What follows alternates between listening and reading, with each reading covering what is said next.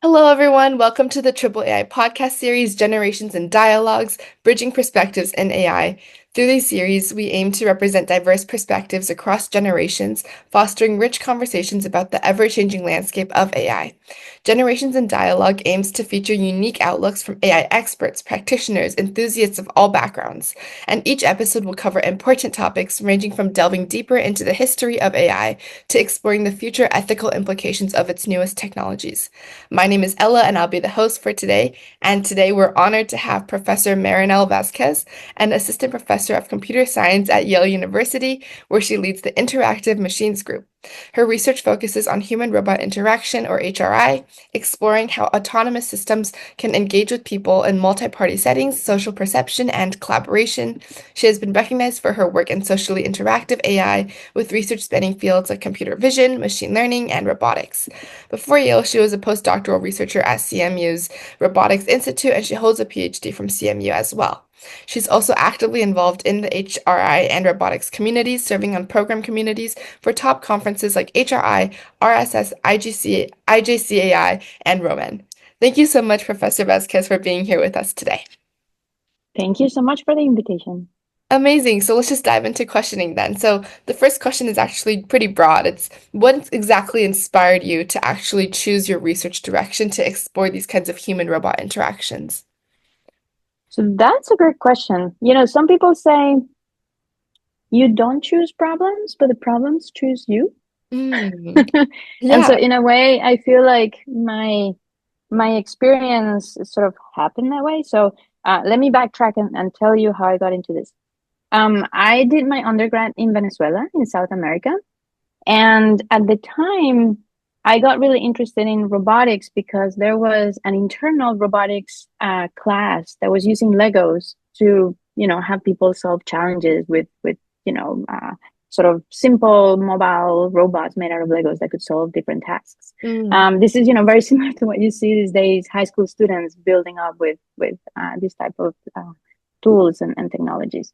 mm, Um, and from there, I ended up basically engaging myself with the AI lab and doing a lot of different things, including a final project, figuring out how to do computer vision from a small scale robotic helicopter.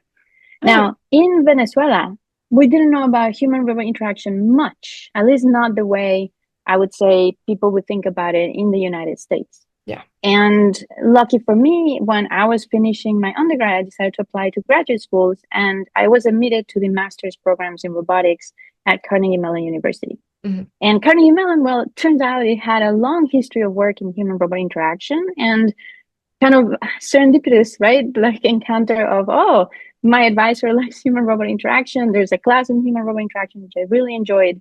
And that just naturally sort of became something that I was very passionate about. Now, I'll tell you from a very personal point of view, one of the things that I really like about HRI is that it's not really just about the technology, right? It's about how do you use technology for people? How do you make this work out so that people can benefit in some useful way from having this technology at hand? And it Mm, happens right with human robot interaction. You have an embodied AI agent, which in a way has its own peculiarities. It provides particular affordances that you don't get to see with other types of technologies. But ultimately, right, is this idea of, well, it's not just about the technology, it's actually kind of bridging that gap to people that got me really interested in it. that's really fascinating. And I also feel like the fact that it's honestly like it's really exciting for me as a college student, right? Being able to listen to how, like, in addition to your personal reasons for obviously like how interesting interdisciplinary AI and humans work, it's like honestly just taking classes and then really realizing that this is a direction that you want to continue exploring. That's super fun. All right. And then how would you say your perspective has kind of evolved over time?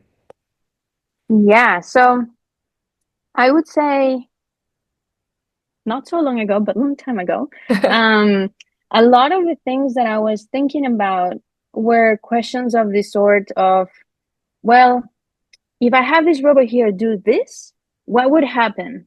How would people react to this? How would people perceive the robot? How would this change the dynamic of that social interaction? Mm, And the more I studied this type of question, the more I got interested into, wait, how do I make that robot do what I want it to do. Mm. Because it No, turns out yeah. making robots is really hard. And so um, a lot of the shift that I'd say I've seen in my work from my personal perspective is that while we're still very interested in testing out technologies with people, running user studies and checking what happens when you put that robot in that particular context, a lot of the questions that we're really focusing on now have to do with how do we make this robot work on its own without having to have a human behind the curtain operating and commanding what is going to Yeah. happen here and what is going to happen over there. Yeah. And this has been kind of out of our own experience, right? It's like, oh, let's try to have this robot do this, and it's like, oh, it's so hard. And so then Yeah. that motivated us to work on kind of like the more fundamental sort of open algorithmic type questions that Mm. you may need to solve. That makes a lot of sense. It's like, in addition for the robot being able to listen to human commands, it's like how can the robot itself be able to like learn enough from its own personal experience to be able to act on its own? Okay, amazing. And how would you say that like future generations, obviously like everything has been progressing so quickly. How would you envision that human generations of robots or future generations would be able to contribute to like human well-being? Like what do you envision for the future? Mm-hmm. So let me clarify that when I think about a robot, I think about an agent that can change the physical state of the world in some way. Okay. It Sense. Because I care about human robot interactions, it will also change the social sort of environment, right? Because as Definitely. it's interacting with people, it's also changing that. Yeah. But this makes a difference with other types of AI agents Mm. that perhaps may live confined to the digital world, for Mm. instance. And so thinking about in particular these agents that would change the state of the real world in a physical way, in a social way, I think there's lots of opportunities to one, help people that have um, some tasks that they need to finish, right? And this is obvious today, right? You see robots trying to do things like delivery, for moving an item That is from true. one place to another. You Yes. see robots that are trying to, move boxes in a warehouse from one place to another. Hmm. You see, all sorts of the physical tasks. I think this is kind of like the most immediate impact that we're going to see. And I Mm. think what's going to change is that while these robots typically have been confined to spaces where there's just the robot, or there's very clear rules of, the robot is over here, the human is over there, we don't like mix together. Yeah. I think these robots are going to become more and more capable of navigating the social world such that they're going to be basically working closer, more alongside people in the way that was really hard before, both because of safety, but, because of challenges that may come up in understanding what they should do in those cases. Yeah, that makes And so that's like the most obvious. To yeah. me, though, the most exciting things are things that perhaps are not so obvious right away. Mhm. And so, for instance, I think there's a lot of potential for using robots in education. There's a number of people, like I'm making this idea, there's a number of people that have studied this for a while. And why I think robots can be very useful is because that embodiment can actually be kind of a magical way to engage people Mm. into the learning task, Yeah. which sometimes doesn't happen with other types of mediums. Mm. And you can imagine right now, there's lots of things that we want people to learn. There's, perhaps many situations where we may want to reskill people because technology is changing, because the economy is changing. And for the most part, we don't really have enough teachers Mm. to do this, both because of economic reasons, right? Like right now, at least being a teacher doesn't pay as much as other jobs. Yeah. And that makes it really hard for people to take this job. Yeah. And even then, it's a very difficult job, You right? It's have to very imagine. demanding. And so I could imagine having robots that are not necessarily replacing teachers, but are serving as, I would say, supporters to help enrich the educational experience and help support the learning goals that a teacher may have for a particular student. And so Definitely. I think, there's lots of opportunities here. And I can imagine, robots teaching people lots of things that maybe we don't think about too much. Things like how to navigate an interview for a job. Yes. Things like how do you perhaps become a very good communicator. Mm. These are things that in a way are very fundamental skills that if we can do this well, we're probably going to be very successful. But how many learning opportunities have you had to really have someone dedicated to teaching you that is probably not so common, right? That And so makes I feel like robots can help fill that kind of gap. Definitely. And going back to your point on education, I actually have a friend that I met here at Stanford who, throughout her entirety of high school, she didn't have a single teacher. She was taught by AI. It was a very small high school, but I feel like she was just telling me it's incredibly productive because they're able to really be able to pinpoint your exact problem and then customize teaching you according to that way. So I feel like it's really interesting to see how AI is able to accelerate, honestly, even improve the lives of teachers, to be honest. Like whether it be grading tests even, right? It's Mhm. just all of these small little tasks could be automated. That's amazing. All right. And I guess going on a little bit of a different direction, if there was one research outcome or innovation from your career that you could highlight, what would you highlight? Um, so I would say one particular research direction that we've been pushing forward for a while now is this idea that in human robot interaction, we should sort of make a first class citizen the relational structure of the data.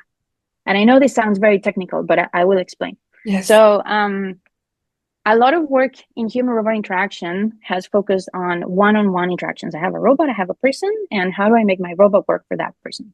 Yes. And when you do that from a computational standpoint, for the most part, all you have to worry about is encode the information that you need of that person in in your computer in a way that you can use it to, make your robot do whatever it needs to do, right? Mm, Now, when you start having multiple people, well, you might imagine, oh, well, the same applies. Just encode the thing for this person, the thing for this person, the thing for this person, and you're done, yeah. right? But it's actually not as simple as that Mhm. because different people can influence each other. Mm, And the relationship between how they're interacting with each other and with the robot actually matters a lot. yeah.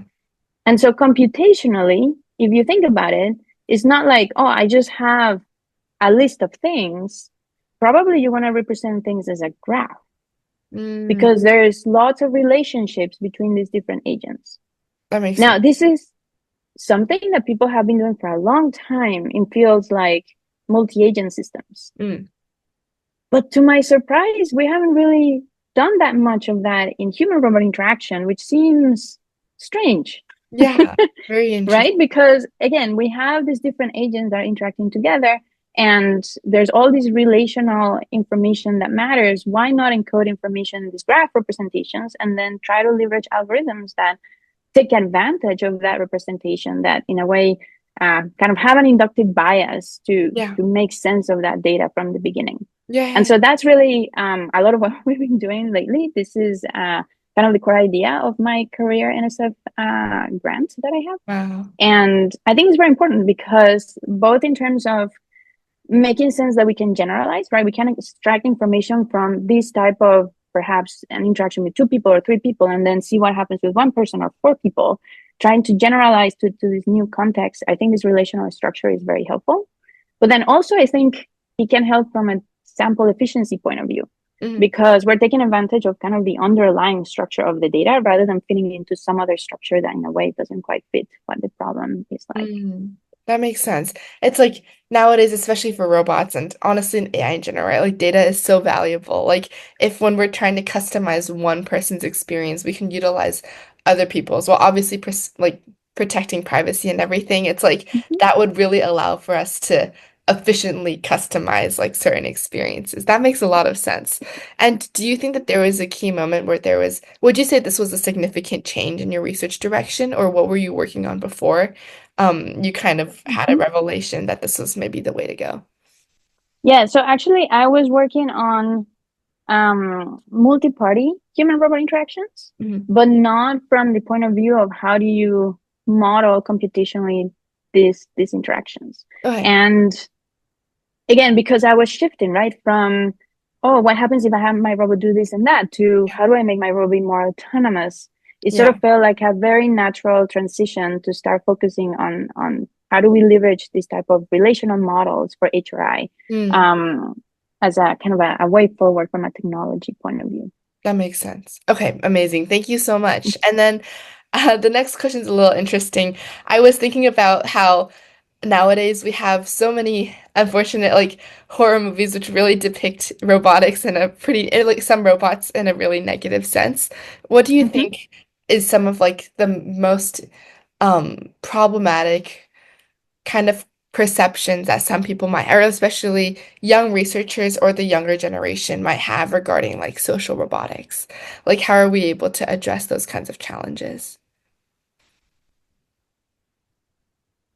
Hmm. So, can you give me one example? Maybe Yeah, that I can think help ground. I'm Hmm. forgetting the name of the movie, but I remember there are a few movies nowadays where it's like they depict robots as like dolls, right? And then the idea is like this doll is initially trying to improve like your human life. And then as everything progresses, they take like your instructions too literally, for example, and then they end up becoming this like unstoppable force, which kind of Uh-huh. like creates a lot of chaos in people's lives. I feel like that might be one of the reasons why Hmm. some people without like as much exposure necessarily to how AI really works might feel very Hmm. like scared for like what it really means to have robots incorporated into our society, like daily lives. Hmm. Is there a way that we're able to maybe address this, or what are your thoughts on how or like what kind of misunderstandings might they be having? Yeah, I follow. So, I think there are definitely many challenges in introducing new technologies in Yes. whatever human environment. And this is not new, right? This happens with any new technology Anything, that yes. comes up. I think first, from the design point of view Yeah. of making that machine, it's very important that as much as possible, we think about how we can take input Mm, from the target users yeah. to make that robot. Hmm. And, you know, there are methodological approaches to do this. Things like participatory design of technologies is one way to do that. Hmm. And I think this is very important because it's not just sort of magically, oh, this robot shows up here, but it's more like there's a whole process that goes from making the robot, then introducing the robot, and in a way selling it, pitching it to that target set of users. That is true. That is not like a one thing; it's actually a collection of activities that all matter to make sure Definitely. that things go well. And so Hmm. I would say from the beginning, it's very important to make sure that in a way you take that input and you're not just assuming that you are the one that knows everything, Yeah. because probably the way that you see the world is very different than how the ultimate user may see the world and what they may care about. Mhm. um, and then the next thing that I would say that is very important is make very clear what is the value of having that technology there. And so I'll give you one example, right? I would say Roombas as a robot have been extremely successful. Yeah, How many people have a Roomba in their home? Lots and lots of people, right? exactly. And, if anything, it's perhaps one of the most successful robots that I can think of today, where people may not even think about it as a robot because it's so part of their daily life, right? Yeah. Um, and why, how did this happen? Well, first, there was a very clear use case, right? I'm going to be there to help clean your floor, Yeah. right? And so I think that's very easy for people to understand, to manage, to evaluate, to judge. And then second, I would say, if you start looking around at different uses of Roombas, people then went crazy and started doing all sorts of things with the Roombas, like putting their Okay. cat on the Roomba and Yeah. making all sorts of funny videos. And Yeah. so like these Roombas in a way kind of became part of their life, right? Yeah. Um, and so I think, when you think about integrating this technology, you have to see, well, okay, what are my assumptions? Are my assumptions correct? And then having a very clear message as to how this is going to benefit people. Yeah. And if for whatever reason things are not working out the way that they should, then, pivoting, backtracking, changing, updating that system so that hopefully it does work the way people would want. Right? Like sometimes there are things that may happen that you don't expect, and you have to change the way that you were looking at the problem. But Yeah. it's only with sort of that communication channel being open that you can realize these things early on. That makes sense. That makes a lot of sense. And would you say this has a lot to do with like, not like as you were saying, like not just focusing on like one specific field or like one specific aspect of robotics, but being able to incorporate like interdisciplinary collaboration across different fields, and then really taking into account what exactly it is that humans really need and what the purpose of or what the impact or applications the robot that I'm creating would have. Amazing. Okay. And I guess kind of following up on that then, what would you say would be like ethical considerations that are most challenging to integrate into robots as we further increase their user case and human experiences? Hmm. So I think one of the biggest challenges that we have is an open challenge, Hmm. that is very interesting to think about, is how do we recognize when errors happen? Interesting. And I don't mean like obvious drastic errors that we know can happen, like an autonomous car crashing. This is Yeah. obvious, right? We know we don't want that. That's already we want to avoid it from the very beginning. Yeah. But I think there are challenges that are unknown Hmm. that can happen as you are sort of deploying this technology in the real world, and being able to somehow recognize that something went wrong would be a very important thing to do in terms of making the systems in a very ethical way, right? And if you think about it, right, like we humans, we navigate our world being able to do that to some extent. We Yeah. may not be 100% accurate, right? But sometimes I say something and I see how people react, and I'm like, whoops, did I say something that I shouldn't have, you I know? see. I see. That makes sense. Yeah. And it's not something that I had already kind of preconceived that that Yeah. was going to be like an error or something that I shouldn't have said or anything like that. But it just Yeah. happens that I have a mechanism that in sort of in my mind I can use to at least trigger an alert of, wait, what? Yeah. Maybe Yeah. Yeah. something Yeah. went wrong. That makes sense. And so I think this is actually a very interesting problem. We're right now doing a lot of research trying to leverage implicit human signals, implicit communicative signals. Mm. Things like, it can be expressions, but it can also be perhaps different actions that a human takes, Mm. that communicate some kind of information. Um, and trying to use that in order to make robots a little bit more clever about understanding what's happening in their interactions. And ultimately, one cool thing that we could do is potentially try to recognize when an error occurs. Exactly. That makes sense. It's like almost having like an automatic feedback loop, right? Like being able to not just have the very obvious errors, but even like the small ones when we're interacting with humans, like, and then being able to learn like, oh, what kind of reactions are like considered good or like desirable versus which ones may lead for us to like question maybe what the robot did or said or okay, amazing. That makes a lot of sense. Yeah, and And importantly, right, it may be that the robot is wrong in yeah, making a prediction, but at least it knows that probably it's a good idea to check yeah, if I made a definitely. mistake, right? Like, Yeah, yeah, yeah. mhm. That makes a lot of sense. Okay, amazing.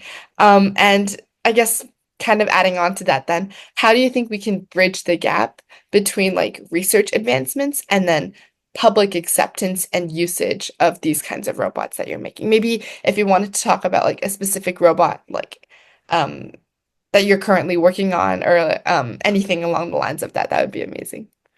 Yeah, so I think, like I mentioned before, right, part of this process in a way involves thinking about the users and trying to engage them as much as possible Right. in whatever you're making. We have a robot at Yale that is called Shutter. Okay. This robot is really a very general platform for studying human robot interactions Mm, in semi-public public environments. So we use this, for instance, to think about problems like, can we build models that predict human intent? Or, for instance, trying to think about whether we can enable the robot to recognize when something goes wrong in interaction, kind of like how I was thinking before. And putting this robot on a public space in a way has meant, there has been a lot of discussions on how do we do this and how do we make it work. And I think, from thinking about the kind of ethical deployment data collection point of view, we've had to sort of, discuss how we're doing, what data we're keeping private, what data we're releasing with people at Yale that regulate these type of activities. We mm, have also, had to talk with the people that manage spaces. Is this a good place to put the robot? Why do we put it over there? Would this be, a problem for any activity that is happening nearby? And we've also had to think about, how the robot operates in its environment, right? Like, Is this a place where it can be making sounds, or is it going to disturb a class that is happening nearby? I And see. you may think, these are all very, perhaps not very research focused questions, Oh, right? but They're more that of a makes sense. process question, Yeah. but you kind of have to engage with all these stakeholders that in a way are going to help you succeed, right? Yeah. And there has been a lot of insights that originally we didn't think about, even things like, where we're putting the cameras in relation to other cameras in the environment and things like that, just so that we're not violating people's privacies and things like that. That makes And so, yeah, this is just one example from wow. one of the projects we have. Yeah, I feel like as you're mentioning it now, it's like these seem like taking into consideration like whether the environment that you're testing is like allowing for noise or not, and then being able to ensure that you're respecting the Mhm. privacy of other people who are in the environment that you're testing your robot. Like these seem like very obvious like problems, but then like I feel like for me at least, as you were talking, I was like, oh, that is something which is like really important for us to consider when we're doing these kinds of experimentations. So I feel like that's something which is really interesting regarding like the this combination of like AI and technology and then being able to implement them in robots and then deploying them in human environments. So that's super interesting. All right. And then Yeah, let me add one more thing that I think is very important, yeah. and that often drives a lot of the way that we do things. Mm, So, human expectations mm, are critical to the success of these robots or mm, any other AI technology for that matter, right? yeah. And so, what we have seen in general is that if humans have expectations that are very low, Mhm. when they encounter the technology, if it turns out it does a little bit better, people will be like, "Oh, great I see. robot." Yeah. Yeah, yeah, yeah. If people have expectations up here and then the robot operates at this level, then people will like suddenly the Yeah. expectations plummet. It's like, oh, this robot is terrible. It doesn't do what I was hoping it would do. Um, and this applies to everything from understanding, having a mental model of how the robot works, to how the robot looks, to everything that we're doing with the robot.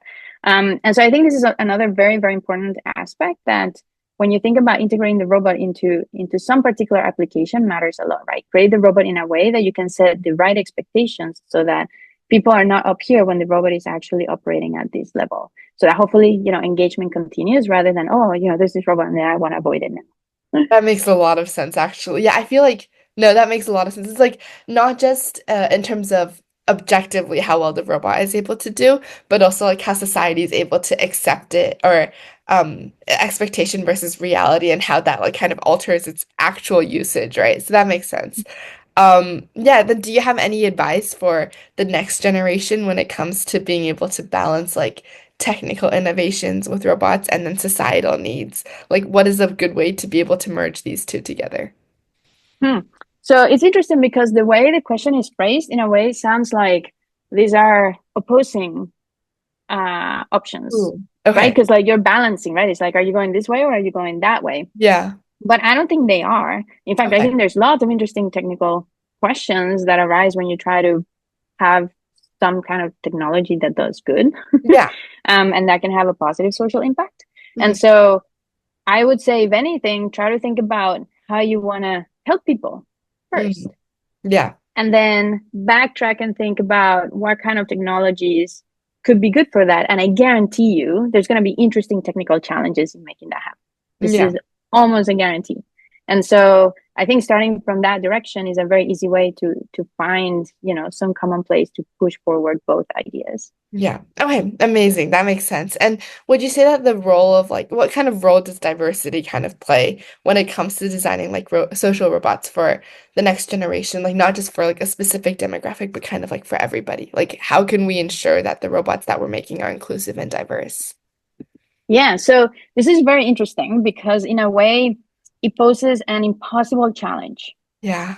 What do I mean by this, right? So imagine you have person A. Person A likes X, and I have person B. Person B does not like X. Mm. And now you're asking me, how do I make a robot that works for everybody if person A and person B do not agree? This seems Interesting. impossible, kind Yeah. of by definition, right? Yeah. And so, what I would say really, well, there's no one robot that works for everybody, Hmm. but we can make robots that adapt and become really good at helping people in the things that they need and the things that they care about. Okay. And so I think, thinking about adaptation, personalization, that's really the key to making these robots really work in different situations with different people.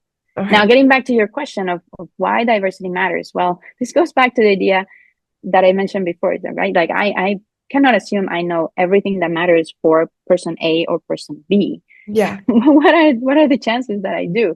Very Mhm. little, right? Imagine that I was making a robot that helps my grandma in the kitchen. I mean, I know my grandma very well, but in no way I see the world like she sees the world, right? Yeah. And so having diverse opinions, diverse backgrounds is one way that you can, in a way, increase the chances that you're actually getting closer to the perspective that you need to design the right thing. Mm. The other idea I would say is that actually there's a lot of research that shows that having diverse teams can contribute to being more creative, solving challenges better, even for companies to be more successful economically. And so, there's lots of research that supports the idea that bringing together these different people not only is useful for perhaps making, a good robot if you wish, but also just generally for the success of that unit as a team. And so Mm. I think there's lots of value there. That makes a lot of sense. Thank you so much. And then I guess our last question for today is, how do you think your current work will influence the next decade of human-robot interaction research? It's kind of Mm. open-ended again, but yeah, thank you so much again for your answers previously. Yeah, so I will mention two things. Okay. The first thing is that through my work, it's not just my work that's happening, it's my students' work that is taking Mm. place. Yeah. And via my effort of working with them, they're actually growing, they're becoming experts in their own sort of, thesis topic or particular project that they're working on. Yeah. And I think this is going to have a tremendous impact in 10 years because if you imagine them as students, they're going to grow and do other things. And there's this like exponential effect that Yeah. suddenly happens, right? And so I would say that's like number one immediate thing that's going to Definitely. happen, which I particularly like a lot. Mhm. Um, the second thing that I would say more from a research standpoint, a lot of what we have seen, especially in human robot interaction, is that we do research in very controlled environments. And there's good reasons for this, right? Um, if you are bringing someone to a lab where you're controlling for as many things as you can, then you can manipulate certain aspects of the interaction to understand very well the effect of very specific variables on the outcomes, on how the interaction happens, right? So, for instance, if I bring people to my lab and I always have the person sit over here and the robot over here, and I control how the robot looks around and everything else is the same, then I can be sure that if there's a behavior change on that person or that population is probably because of the Mm. gaze of the robot, not something else, right? So I'm basically reducing the chances of confounds, right? And so this is great from a scientific point of view in terms of understanding very fundamental relationships between variables, Mm. but is not directly applicable to having a robot in the real world right there, right? Yeah. Because my lab is not out there in the real world, right? Is Exactly. much different. Mhm. And so I think a lot of what we're doing now, really the medium term goal is try to help us push forward away from the lab so that we can start studying these interactions in more unconstrained environments where hopefully people's behavior will be more natural, where hopefully the type of applications we can do would have in a way more tangible impact, right? Because it may not just be this sort of particular task that we want to do in the lab, but something that actually maybe the robot would be helping with. Yeah. And so I think that transition is something that a lot of the kind of fundamental research that we're doing to improve robots' social skills is going to help us do, right? Making the robot more robust for more complex social environments so that hopefully we can have them better operate in real world situations, not just simple lab environments. That makes sense. That makes a lot of sense. I think it kind of goes back to what you were saying in terms of generalizability, right? Like Mm-hmm. being able to ensure that when we're moving from the research laboratory into the real world, we're able to take into considerations for how each individual might have different preferences, and then being able to utilize that kind of data to improve each other's experiences. Okay, amazing. So I do think that is time. I think those are all the questions for today. Thank you so much for your time again, Professor Vasquez. And yeah, for anyone who's watching, we will be sending out, or we will have published by this time, a form to be able to fill out if you're interested in being a guest. Thank you so much again, Professor Vasquez, for your time, and we look forward to seeing you guys in the next episode. Thank you Bye-bye. for the invitation. Thank you.